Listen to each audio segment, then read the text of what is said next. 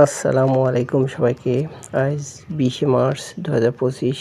আবহাওয়া মেঘলা এবং আবহাওয়ার খবর অনুযায়ী আগামী কয়েকদিন বৃষ্টি হওয়ার সম্ভাবনা রয়েছে।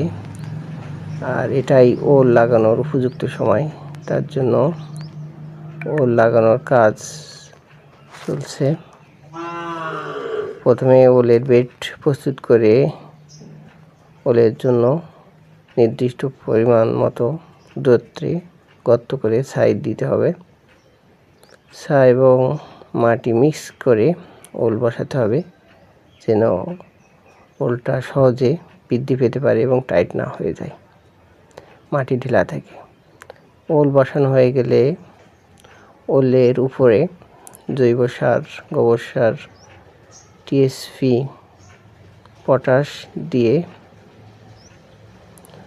ওলটিকে দিতে হবে। ওলটা বসাতে হবে মাটির উপরিভাগে, বেশি গভীরে দেওয়া যাবে না। ওল বসানো হয়ে গেলে নাড়া দিয়ে সম্পূর্ণ ওলের বেড ঢেকে দিতে হবে, যেন মাটি গরম না হয়, কারণ মাটি গরম হলে ওল পচে যাবে এবং বের হবে না। ধন্যবাদ সবাই।